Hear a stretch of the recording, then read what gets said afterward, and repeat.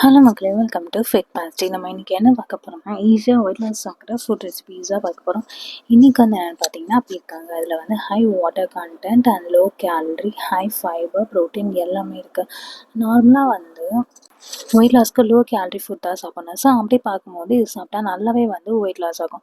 First இதை வந்து நல்லா அந்த அவுட்டர் லேயரை வந்து பீல் பண்ணி எடுத்துக்கோங்க. அதுக்கப்புறம் இந்த உள்ளே இருக்க சீட்ஸ்லாம் எடுத்துட்டு ஸ்மால் பீசஸாக கட் பண்ணிக்கலாம்.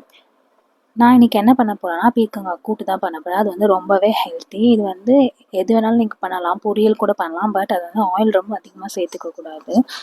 இல்லை இதை தொகையல் கூட பண்ணுவாங்க, அப்படி கூட நீங்கள் பண்ணி சாப்பிட்லாம். எது பண்ணாலுமே வந்து ஆயில் கம்மியாக வந்து யூஸ் பண்ணுங்கள். அதிகமாக யூஸ் பண்ணிங்கன்னா வெயிட் கெயின் தான் ஆகும்.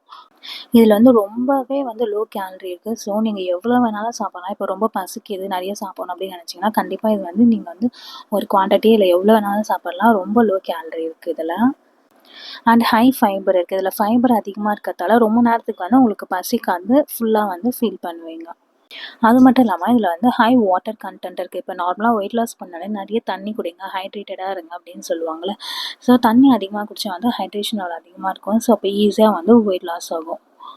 இது பிளட் சுகரை வந்து கம்மியாகும். அதனால என்ன யூஸ்ன்னு பார்த்தீங்கன்னா ஃபேட் ஸ்டோரேஜ் வந்து ரொம்ப அதிகமாக ஸ்டோர் ஆகாமல் ரெடியூஸ் பண்ணும் அதை. இதே மாதிரி என்னென்ன ரெசிபிஸ் சாப்பிட்டு நான் 90 டேஸில் 10 கேஜி குறைச்சேன் அப்படின்னு சொல்லிட்டு தான் போட்டுக்கிட்டு இருக்கேன். நீங்களும் அதை பார்த்து குறைக்கணும்னு நினச்சிங்கன்னா மறக்காமல் சேனலை சப்ஸ்கிரைப் பண்ணுங்கள் அண்ட் உங்கள் ஃப்ரெண்ட்ஸ்க்கும் வந்து ஷேர் பண்ணுங்கள். இது வந்து நீங்கள் பொரியல் பண்ணி சாப்பிட்லாம். அப்படி இல்லைனா நிறைய பேருக்கு வந்து சூப், வெஜிடபிள் சூப், பன்னீர், கார்ன் சூப் அதே மாதிரிலாம் குடிப்பீங்களா, அதே மாதிரி இதையும் வந்து குடிக்கலாம். நல்லாவே டேஸ்டியாக இருக்கும்.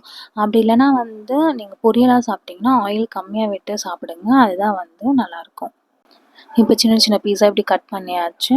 இதுக்கு வந்து நான் ஒரே ஒரு ஆனியன் அண்ட் ஒரே ஒரு டொமேட்டோ மட்டும் ஆட் பண்ண போகிறேன். உங்களுக்கு வந்து எக்ஸ்ட்ரா வேணால் நீங்கள் இன்னொரு டொமேட்டோ அண்ட் ஆனியன் வந்து ஆட் பண்ணிக்கலாம். இதில் கொஞ்சமாக வந்து கார்லிக் ஆட் பண்ணிக்கலாம். அதை வந்து டேஸ்ட்டுக்காக ஆட் பண்ணுறேன். நீங்கள் வேணும்னா ஆட் பண்ணிக்கலாம், இல்லைனா அதை வந்து ஸ்கிப் பண்ணிடலாம். ஃபஸ்ட்டு துவரம் பருப்பு கொஞ்சமாக போட்டுட்டு அப்புறம் வந்து பச்சை பருப்பு இருக்குல்ல, அது ரெண்டுத்தையும் போட்டு வந்து கொஞ்சமாக வாட்டர் ஆட் பண்ணிக்கோங்க. அதிலே வந்து டர்மரிக் பவுடர், பெருங்காயம் எல்லாத்தையும் ஆட் பண்ணிட்டு ஒரு 3 விசில் மட்டும் வச்சு எடுத்துட்டேன்.